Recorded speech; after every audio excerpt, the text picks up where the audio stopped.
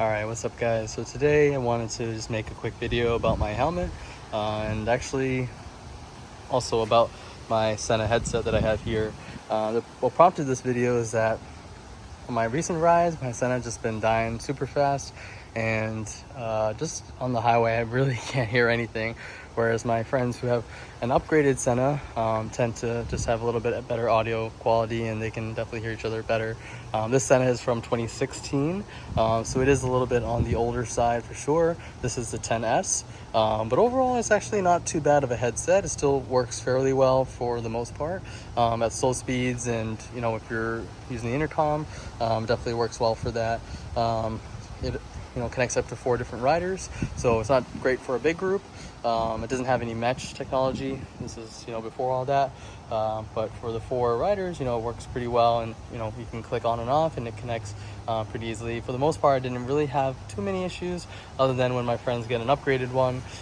When the mesh came on and off, sometimes we got a little tricky with that as to who was being able to control the power of just connecting or disconnecting the group, so that got a little tricky there. So these smaller issues are some of the reasons that people tend to prefer Cardo, it seems, and that's one of the other big Bluetooth headset companies that's out there for motorcycles. It really is just those two, which is kind of unfortunate. But at the same time, Cardo seems to be kind of stepping up and doing their part maybe a little bit more, and they released Pack Talk Edge, which seems to be kind of the next rival against the 50S. That's the Sena equivalent, I guess, or the flagship for the Sena.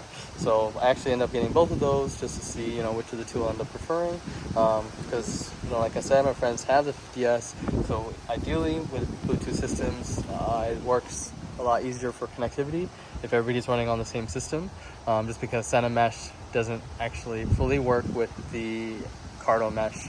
Cardo did actually release an over-the-air update last year or recently, and on that it allows you to basically connect to a Sena via the phone Bluetooth capability, and then from there the Cardo is able to connect the Sena through the mesh. So they were able to kind of make a workaround for that, and according to some things that I read online, Cardo basically threw it on the gauntlet and said that they went out and asked Sena to set up something that allows them to work together, and Sena just shut them down. So yeah, definitely not ideal for the motorcycle community. So I don't know what's going on with that, but hopefully they can kind of figure something out in the future.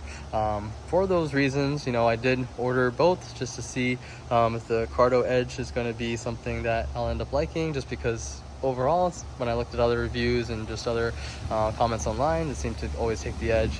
But like I said, everybody's got the Sena right now, so I get both just to play around with them and see which one we'll end up liking, and I will do a review of both of those headsets. Coming back to this 10S here, so one of the things that they have for these is this is Bluetooth 4.1, so it's not too shabby overall. It does have an intercom range of about 1 mile, and for the most part that does work, as long as you got line of sight. Obviously when you start running around corners or if it's raining and things like that, that definitely limits things quite a bit. But like I said, even at speed, if you're going on the highway, typically for me it was hard to just kind of hear things anyways, but whenever we stopped or slowing down, to make it a little easier to hear conversations. It has a 4-way connection with the HD voice, and audio multitasking, so that allows you to kind of do calls and music at the same time. But I found that was kind of not something that I like too much, so I end up just turning that off. The group intercom works pretty well. For the most part you can connect everybody, and then just every now and again you'll have some trouble just seeing who can control turning on and off the group. But once you figure that out, usually just take a few minutes, you guys are usually good to go. It has noise control, which as like I said, in slower speeds works fairly well, and then you can also do the voice prompts on this, which is pretty good. And then basically it just has this jog dial on the side, which is how you control it, and you can go backwards and forwards. It even allows you to click on the back here. That's one of the buttons there, and then you got another button in the center here. So it's pretty easy functionality overall. And then when you take it off, you just unplug it right there, and then you just connected on the USB charger right there on the side. So you want to do that. If you end up getting a headset like this, that's how it is for most headsets. You gotta always charge them. But yeah, this one definitely was dying within 3 or 4 hours instead of hopefully like 10, 11, 12 hours. So on the back here you can see where the Sena attaches, and it's a pretty good clamp there. I have it tightened down pretty well, so definitely haven't had any issues with it moving or impeding any problems at all. I don't even notice it really on the highway. These wires do come out the back here. It's not super noticeable coming under the helmet, and then you got the Bluetooth headsets right on the inside there. So those are just wires, and then also has a wires microphone in the front. So pretty standard for most of these Bluetooth headsets that you'll find. So that's the Sena 10S.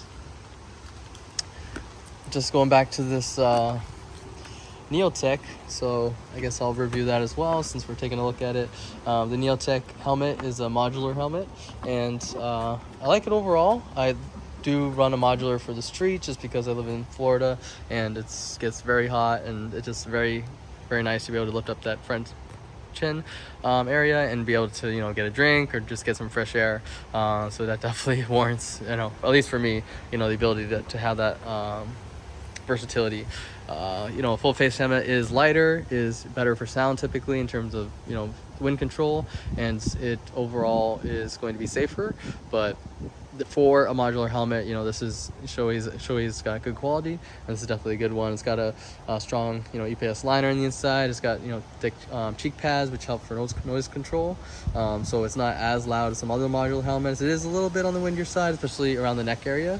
I did order a wind jammer kind of neck sleeve to or scarf almost, to see if that will help to block some of that noise out. So we'll see if that will help as well for the sound when I'm putting on these other new Bluetooth headsets and trying them out.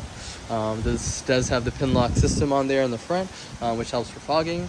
So I just kind of keep that on there most of the time. You know, it doesn't get too cold down here in Florida, but we do keep that on just for the fog. This headset actually is, or this helmet is actually already set up for a Bluetooth headset for the SRL2.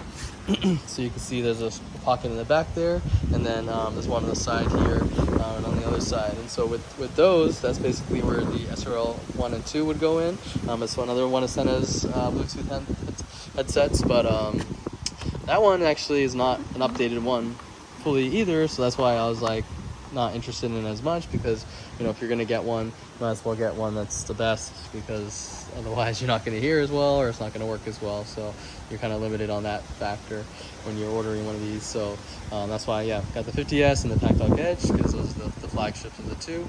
They are a little bit more on the expensive side, but, you know, they do last for a long time, and, you know, when they work, they work. So I don't know, I don't want to skimp on that too much. For the modular system, you know, the flip up works really well. This also has the flip down visor, so I tend to like that also for the street, just because it allows you to not have to run two different visors. When the sun comes down or the sun's coming out, you just flip down that visor, and then you can, you know, have your sunglasses, and then you flip it up when it gets dark again. So some people don't like it as much just because the flip down visor doesn't go all the way down. They do have some other helmets that do have it go a little lower, and some people don't like the fact that little space gets a little bit of sun. But for the most part, for me, that doesn't bother me too much. And like I said, just for the overall functionality of what I get from the helmet, I tend to like this one.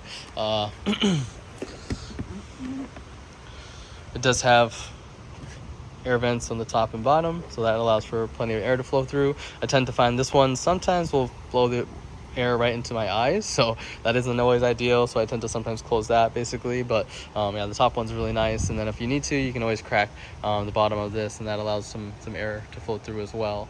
So yeah, the helmet's nice. You know, it's got, like I said, the thicker cheek pads to help with the noise, and it's got, you know, a removable liner, so you can always wash that and clean that, which is good. So that's the Neotec 2 Shoei helmet. For the track, I run a Scorpion R420. That's a full face helmet, because pretty much have to run a full face on the track, and it's a super light helmet as well. So I like that one. So I'll make a little review about that one later. But there we go. That's my helmet, and that's the original Sena 10S back from 2016.